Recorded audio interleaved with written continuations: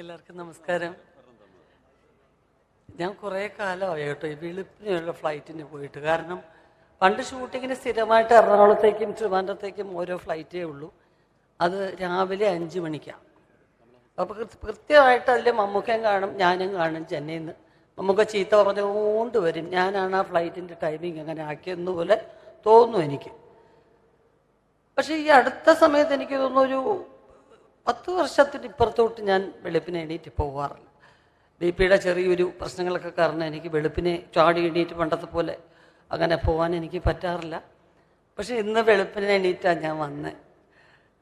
കാരണം എനിക്ക് കിട്ടിയ ക്ഷണങ്ങളിൽ അടുത്ത കാലത്ത് ഞാൻ പങ്കെടുത്ത ചടങ്ങിൽ ഏറ്റവും ഹൃദയം നിറഞ്ഞ് വന്നൊരു ചടങ്ങായത്. എത്ര നേരത്തെ വേണമെങ്കിലും വന്ന് ഇവിടെ കുത്തിയിരിക്കാൻ എനിക്കൊരു മടിയുമില്ല. കാരണം ഞാൻ എൻ്റെ വീട്ടിൽ ഭക്ഷണം കഴിച്ചിട്ടുള്ളതിനേക്കാൾ കൂടുതൽ എൻ്റെ അന്നദാതാക്കൾ പ്രൊഡക്ഷൻ ഓഫീസേഴ്സിൻ്റെ നിന്നാണ് കഴിച്ചിട്ടുണ്ട്. പണ്ടൊന്നും ബ്രേക്കില്ല മലയാളത്തിൽ, 90% ഉണ്ടാകത്തില്ല. വിശന്നിരിക്കും. ലാലേട്ടൻ്റെയും പ്രത്യേകം ഞാൻ ഈ സന്ദർഭത്തെ ഓർക്കുകയാണ്.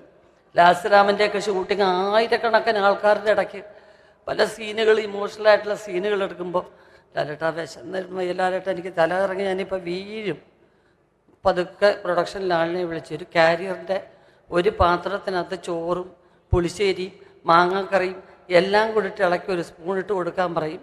എന്നിട്ട് വളരെ ശുഷ്കാന്തിയോടുകൂടി വെയിലത്ത് നിൽക്കാതെ ഒരു കുട മറിച്ച് തരും. ക്യാമറ അസിസ്റ്റൻസ് ഒരു കുട തരും. അല്ലാതെ കസേരയും അങ്ങനെ കുടയൊന്നും ഇല്ല. ഉള്ളെങ്കിൽ 2-3 കാണും. ഇവിടെ ആരെങ്കിലും ഇരിക്കും. ആർട്ടിസ്റ്റൊക്കെ എവിടെയെങ്കിലുമൊക്കെ കല്ലിൻ്റെ മണ്ടയ്ക്കൊക്കെ കയറിയിരിക്കണം. അത് കൊണ്ടുവന്ന് തരും. അങ്ങോട്ട് ഒളിച്ച് നിന്ന് വേവേയും കഴിക്കുമായിരുന്നു. ഞാൻ എപ്പോഴും ഓർക്കും ഇത്. 40 വർഷം അവർ വിളമ്പിത്തന്ന ആഹാരം കഴിച്ചു എന്ന് പറഞ്ഞൊരു സാധാരണ കാര്യമാണ്. അതുപോലെ ഇവിടുത്തെ സാരഥികൾ സിനിമയിലേക്ക് വരുന്ന ആദ്യത്തെ പാലം അവരാണ്. വണ്ടി കയറി ഇരുന്ന ഉടനെ ഡയറക്ടറുടെ സ്വഭാവം എന്താ, ദേഷ്യമുള്ളതാണോ, അല്ല പ്രൊഡ്യൂസർ എങ്ങനെ, ഇതെല്ലാം ഒരുവിധം കാര്യങ്ങൾ നമുക്ക് ആ ഫീഡ്ബാക്ക് കിട്ടും. അങ്ങനെ ധൈര്യമായിട്ട് പോയി ലൊക്കേഷനിൽ ഇറങ്ങാം. വേഗം റെഡിയാവുന്ന ആളാണ്, ഒരു ദിവസം ഇത്രയും സീൻ എടുക്കുന്ന ആളാണെന്നൊക്കെ പുതിയതായിട്ട് ചെല്ലുമ്പോൾ അറിയത്തില്ല.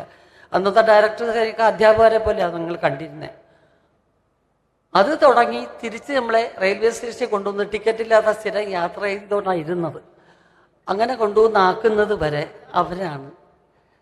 പിന്നെ പ്രൊഡക്ഷൻ ഓഫീസേഴ്സ് അവരും കഴിഞ്ഞതിന് ശേഷമാണ് പിന്നെ മേക്കപ്പ് മാൻ തുടങ്ങിയ അന്നത്തെ ശങ്കരേട്ടനെ പോലെയുള്ള എത്രയോ മേക്കപ്പ് മാന്മാർ. ആരെയും മറക്കാൻ പറ്റില്ല.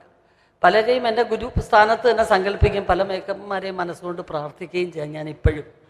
എന്തായാലും ഇങ്ങനെ ഒരു സംഗമത്തിൽ എന്നെ ഓർമ്മിച്ച് വിളിച്ചതിന് ബഹുമാനപ്പെട്ട ബി ഉണ്ണികൃഷ്ണനോട് ഞാൻ എൻ്റെ നന്ദി പറയുകയാണ്. കാരണം വരേണ്ടത് ഇവിടെയാണ്.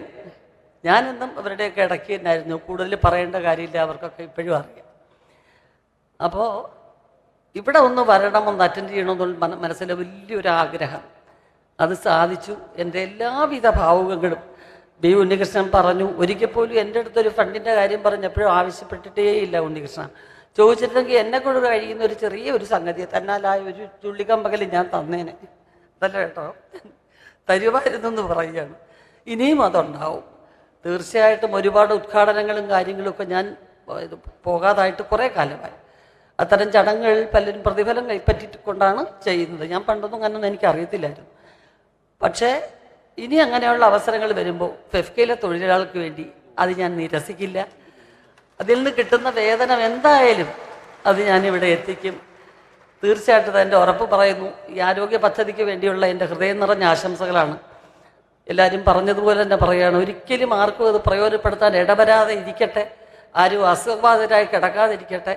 അധ്വാനിക്കുന്ന വിഭാഗമാണ്, അവർക്കൊരു ബുദ്ധിമുട്ടും വരാതിരിക്കട്ടെ. അവരുടെ കുടുംബവും നല്ല രീതിയിൽ പോകട്ടെ. എങ്കിലും ഈ ഫണ്ട് എക്കാലവും അവർക്ക് ഒരു വലിയ ആശ്വാസമാണ്. അതിന് ഇനിയും ധാരാളം ഫണ്ട് കിട്ടട്ടെ എന്ന് പ്രാർത്ഥിക്കുന്നു, ആശംസിക്കുന്നു. നമസ്കാരം.